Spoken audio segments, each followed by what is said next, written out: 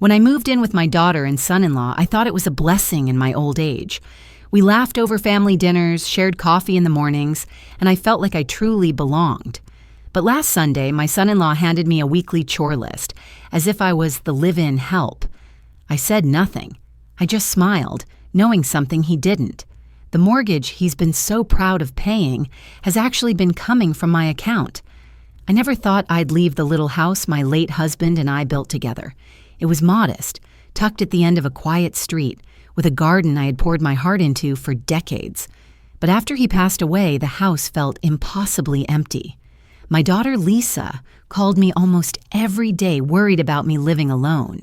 Her voice was warm when she said, "Mom, why don't you come stay with us for a while? It'll be good for you and for the kids. You'll never feel lonely again." At first I hesitated. I'd been independent all my life. I wasn't sure how I'd feel living in someone else's home, even if that someone was my own daughter. But Lisa's tone carried such sincerity, and her husband Tom even chimed in during one call saying, "We'd love to have you, Margaret. You be part of our daily life. Plus, the kids adore you." Eventually, I sold my small house. It wasn't just about the money, it was about closing a chapter that felt too heavy to carry. I moved into their spacious suburban home, a place full of light and noise. My first week there was almost idyllic. Lisa hugged me every morning. Tom was polite, even making coffee for me a few times. My grandchildren, Emma and Jacob, practically lived in my lap, bringing me drawings, toys, and endless giggles. In those early days, I felt like I belonged. The house smelled of pancakes on Saturdays, and Sunday dinners were lively with everyone gathered around the table. I started helping out naturally, folding laundry, prepping dinner, tidying up here and there. It wasn't expected. It just felt good to contribute. One afternoon, Lisa placed her hand on mine and smiled. "Mom, you really are the heart of this family. I don't know what we'd do without you." My chest tightened with joy at her words. Still, I kept a little piece of myself guarded. Old habits from living alone, perhaps. I stayed in my room sometimes just to read or knit, giving the younger family their own space, but the warmth I felt seemed genuine, and for a while, I let myself believe I'd found peace. It wasn't long before I started noticing small shifts, subtle, almost invisible, but enough to stir a feeling I couldn't quite name. Tom, though still polite, began making passing comments at dinner. "The utility bills have been climbing these past few months," he said once, glancing at Lisa, who gave a faint nod. On another evening, he half-joked about grocery costs being higher with an extra mouth to feed. His tone was light, but something about it stuck with me. Lisa, meanwhile, seemed a little more distracted. She no longer lingered in the kitchen with me after dinner like she used to. Whenever a family discussion came up, whether it was about household routines or weekend plans, she often sided with Tom, even if it meant cutting short my suggestions. I told myself she was just busy, balancing work and kids. Then came a small but unsettling moment. I had baked Emma's favorite apple pie one afternoon. As I set it on the counter to cool, I overheard Tom in the next room speaking quietly on the phone. His voice was low, but certain words made my pulse quicken. "We'll figure out the mortgage situation. I just need to keep things under control. Yes, I have a plan to manage the finances." There was a pause. "She has no idea. Not yet." I froze in place, a wooden spoon in my hand. The logical part of my mind told me he could be talking about anything. Maybe some investment, maybe a budget issue unrelated to me. But another part of me, the part that had learned over decades to read between the lines, felt a quiet alarm. I tried to shake it off. That night at dinner, Tom complimented my pie. Lisa laughed at one of my stories from when she was a child. Everything seemed normal, almost too normal. I smiled.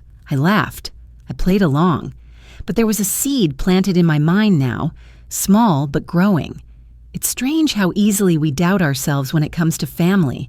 I told myself I was overthinking, that Tom was just under stress from work, that Lisa's subtle distance was just a phase. I wanted to believe my daughter's earlier words, that I was the heart of this family. But for the first time since I'd moved in, I felt a faint chill behind those warm words. I went to bed that night replaying the phone call in my head, my mind toggling between reassurance and suspicion. As I lay there, the hum of the house settling around me, I promised myself one thing. I'd keep my eyes open from now on. It was a Saturday morning when Tom appeared in the kitchen holding a neatly printed sheet of paper. He stood in the doorway for a moment, clearing his throat in a way that immediately caught my attention. "Margaret," he began with a practiced smile, "I thought we could make things a bit more organized around here." He handed me the paper. I glanced down. It was a weekly chore list, a detailed schedule broken into days, times, and specific tasks. Monday, dust the living room. Tuesday, mop the kitchen. Wednesday, vacuum the stairs.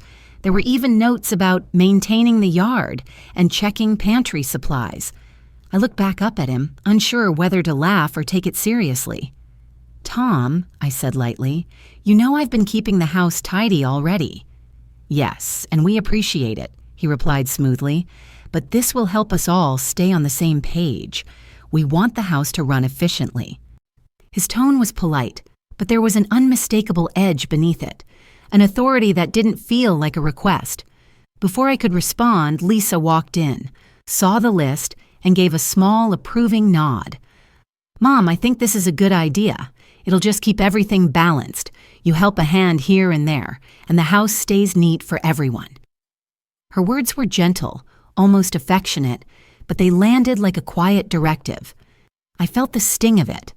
Not the words themselves, but the fact that she didn't see how it made me feel. Trying to keep the peace, I folded the paper and said, "Of course, I'll do my part." Later that day, Lisa knocked on my door holding a small box. "Mom, I wanted to give you something," she said with a smile. Inside was a delicate scented candle and a handwritten card. "Thank you for all you do for us. We appreciate you so much." It was sweet on the surface, but I couldn't shake the feeling that it was meant to soften the blow of the chore list, a peace offering for something that shouldn't have needed one. Still, I thanked her sincerely, choosing to believe she meant well. For the next few days, I followed the chore list without complaint. I swept, mopped, dusted, and kept the house spotless, but a quiet discomfort grew in me. It wasn't the work. I'd been managing a home my whole life. It was the shift in how my role was framed. I wasn't simply helping because I wanted to. I was now fulfilling an obligation someone else had assigned to me.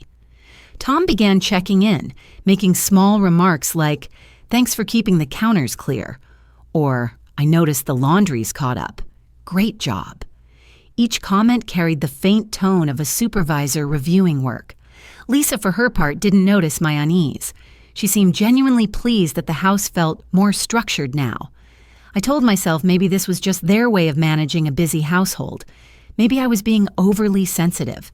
Then one afternoon, while I was folding laundry, Emma wandered into the room holding one of her dolls. She climbed onto the couch beside me and started chatting in the unfiltered way only children can.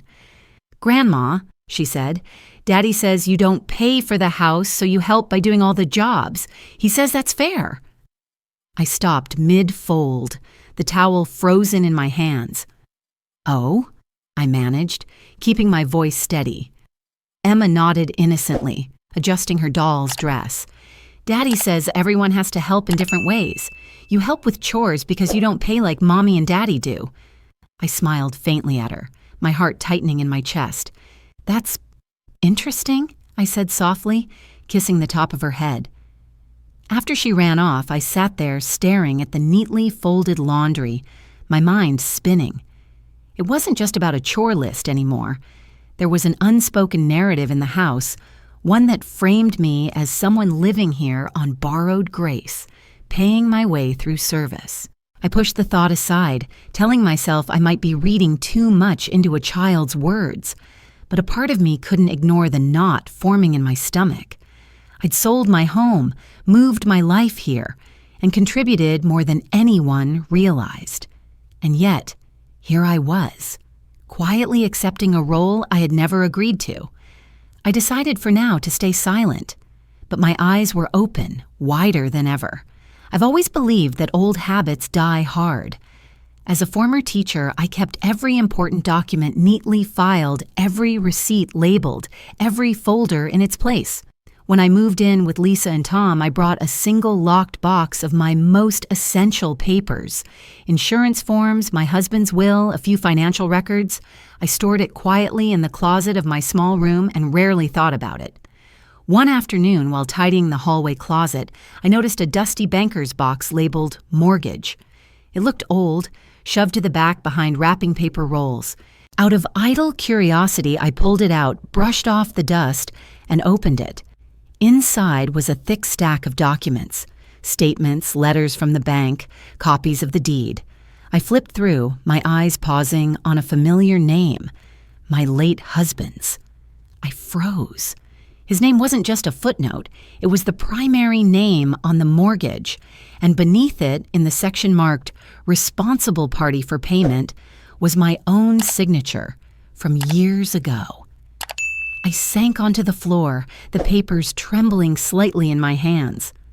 Why would his name still be on the mortgage if Lisa and Tom owned the house now? And why was my name attached to the payments? Pulling the most recent statement, I scanned the payment history. My breath caught. A string of monthly payments had been coming from an account I recognized, my old joint account, the one I had kept open after my husband's death. I still deposited money there occasionally, but I'd never paid close attention to where it went. The reality hit me like a sudden storm. I wasn't just contributing to this home through chores or occasional groceries. I was still paying the mortgage. I sat in silence for a long time, staring at the numbers. All this time, Tom had been talking about their payments, their responsibility, and all this time, my own funds had been quietly covering the foundation of their life. I put the documents back carefully, but my heart was pounding. The unease I'd been feeling suddenly crystallized into a clear, sharp suspicion. That evening, when everyone was out, I quietly logged into my online banking. There it was again. Automatic transfers, matching the mortgage amounts going to the same account month after month. I scrolled back, realizing it had been happening consistently since I moved in. The next morning, I decided to look deeper. While organizing some shared files on the family computer, something I often did to help Lisa keep the kids' school documents in order, I noticed a folder labeled Taxes. Inside were subfolders, neatly named by year. In the most recent folder, I found something unexpected, an email from Tom to a friend.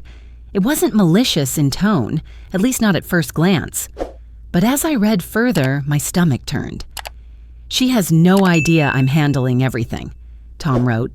"As far as she's concerned, she's just helping around the house, but the mortgage is under control, and I'm managing it the way I see fit." The words, "she has no idea," burned in my mind.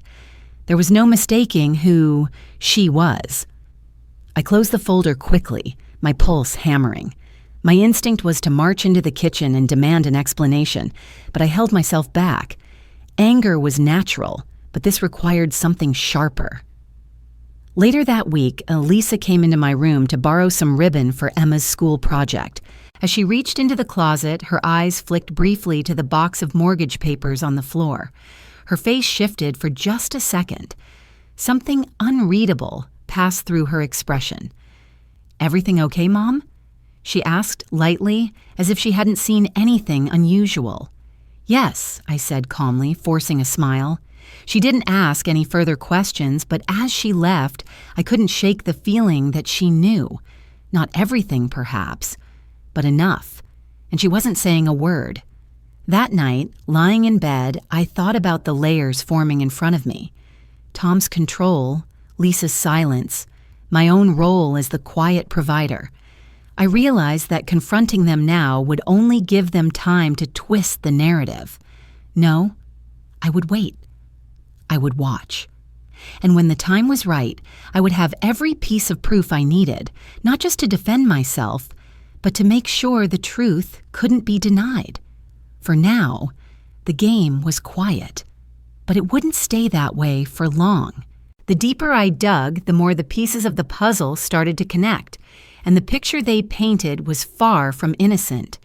While going through the same taxes folder I had stumbled upon earlier, I found another subfolder that caught my eye: investments.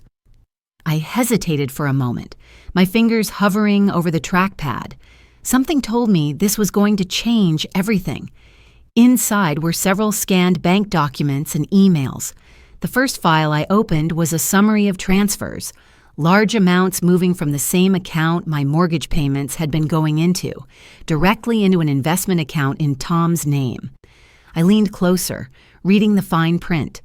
The timing of these transfers lined up almost exactly with the dates my automatic payments had gone out. It was as if the money I'd been unknowingly funneling into the house was being rerouted to pad Tom's portfolio. My heart pounded in my ears. I felt a hot wave of betrayal, but I forced myself to keep reading. The next document nearly took my breath away. It was an email exchange between Tom and a financial advisor. The advisor asked about the source of the funds, and Tom replied casually, "Family support, nothing to worry about." But the worst was yet to come. Scrolling further down the list of files, I opened a PDF labeled Joint Review. My stomach clenched when I saw Lisa's name in the header. It was a meeting summary from the same financial advisor. Lisa had been CC'd on every update regarding the investments. She knew. It wasn't as if she was the mastermind. Her notes in the email thread were short, mostly acknowledgments like, "Thanks, understood." But there was no mistaking it. She was aware of what Tom was doing, and she had said nothing to me. The sting of betrayal deepened. Tom's actions I could almost expect. He'd always had a certain slickness to him, a way of maneuvering situations to his advantage. But Lisa, she was my daughter. I had raised her to be honest, to stand up for what was right. The realization that she had chosen silence because it was easier than confronting her husband cut deeper than I could have imagined. For a long time, I just sat there in my small room, my laptop glowing faintly in the dark. The truth was now undeniable. I wasn't just dealing with Tom's manipulation. Lisa was complicit, even if passively so. That night, I couldn't sleep. My mind spun between anger, sadness, and cold calculation. I thought about packing my things, quietly slipping away before dawn. There was still enough money from my house sale to rent a small apartment somewhere. I could disappear from their lives, take my dignity with me. The thought was tempting, but the next morning, while I was sipping coffee alone in the kitchen, Emma shuffled in wearing her pajamas, hair a messy halo around her head. She climbed into my lap without a word and pressed her face into my shoulder. "Don't ever leave, Grandma," she murmured sleepily. "It wouldn't feel like home without you." I felt my chest tighten. In that moment, I knew I couldn't just walk away. Leaving quietly would be the easiest thing for me, but it wouldn't be justice. It wouldn't teach anyone the lesson they clearly needed to learn. No, I wouldn't leave. Not yet. I began to plan. Over the next few days, I gathered every piece of evidence: the mortgage documents with my late husband's name, the bank statements showing my payments, the transfer records to Tom's investment account, and the email threads proving Lisa's awareness. I organized them meticulously, just as I had done with lesson plans in my teaching days. Each document was labeled, highlighted, and cross-referenced. I even made physical copies and stored them in a separate folder, just in case. I knew the perfect time to reveal everything would be when they least expected it, when the image of control they had built was at its strongest. That moment would come, and when it did, I'd be ready. For now, I kept my composure. I went about my chores, smiled at family dinners, and let Tom believe everything was running just as he intended. Lisa seemed more relaxed, maybe assuming my silence meant I was blissfully unaware. Inside, however, I was no longer the quiet mother grateful for a place to stay.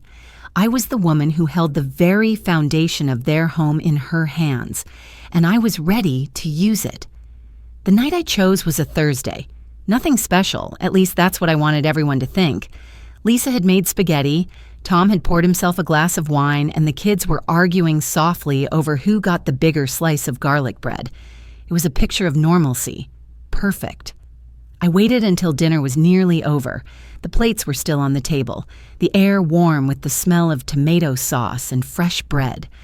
Tom leaned back in his chair, clearly pleased with himself about something he'd said at work.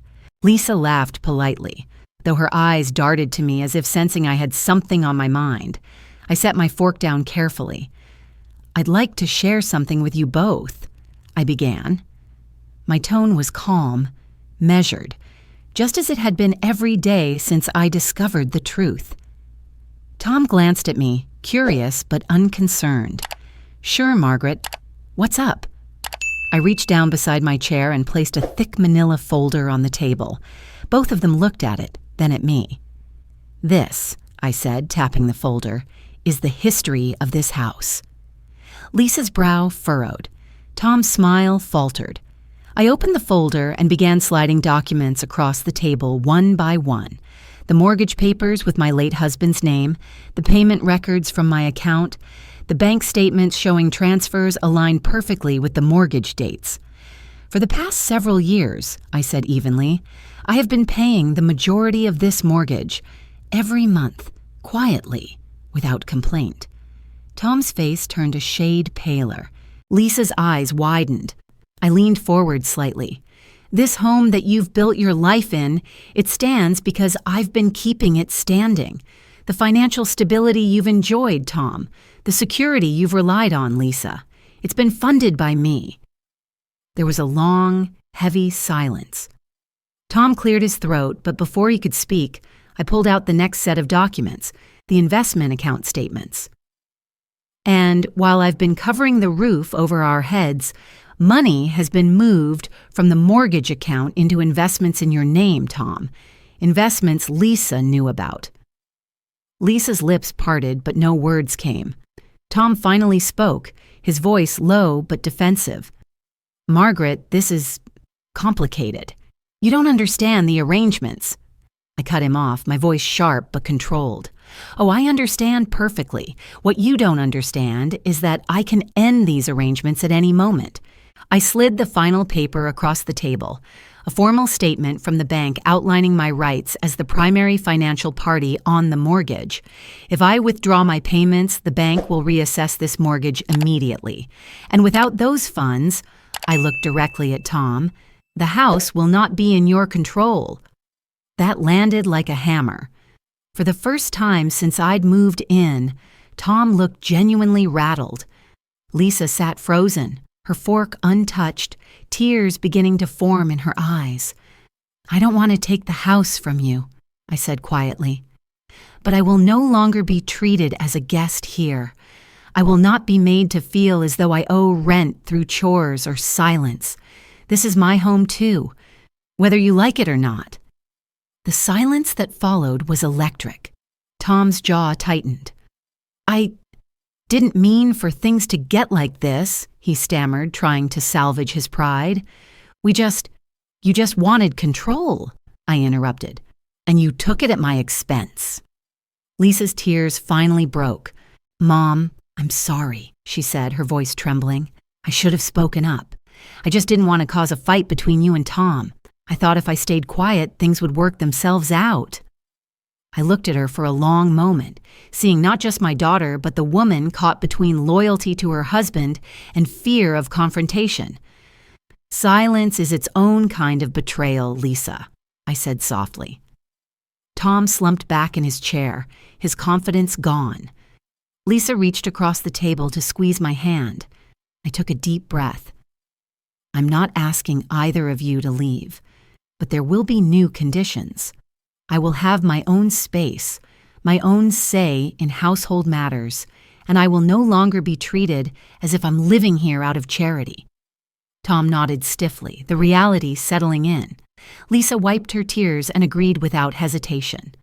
The tension didn't vanish, but it shifted. There was no yelling, no dramatic exit, just the weight of truth finally laid bare.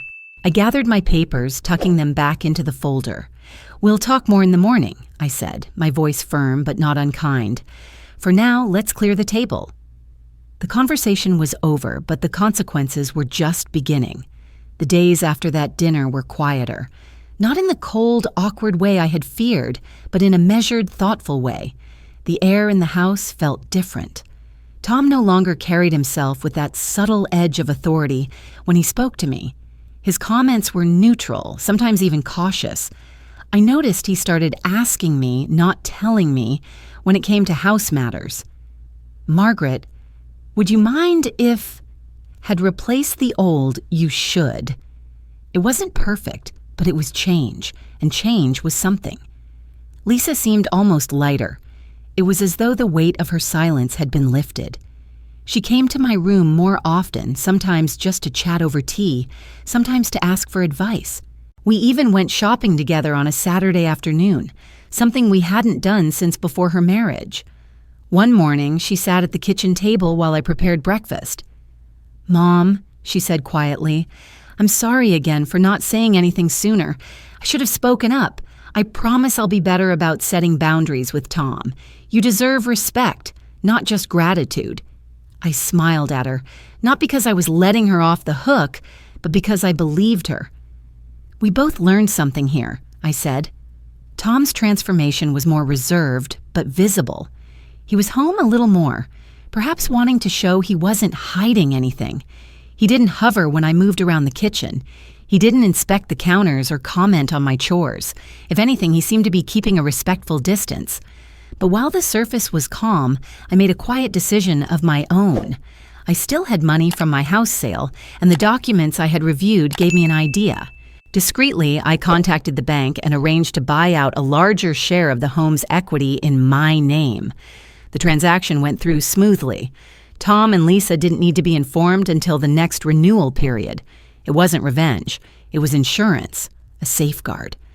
This home was not just a place where I lived, it was security I had helped build, and I would never again be at the mercy of anyone else's goodwill. The change in the household dynamics settled into a comfortable rhythm. Meals were lighter, conversations warmer. The kids still ran into my room unannounced, bringing their drawings and stories. Lisa started inviting me to join her book club's discussions. Tom even asked if I wanted to plant vegetables in the backyard with him this spring. It wasn't perfect. Families never are. But it was honest now. And that was enough.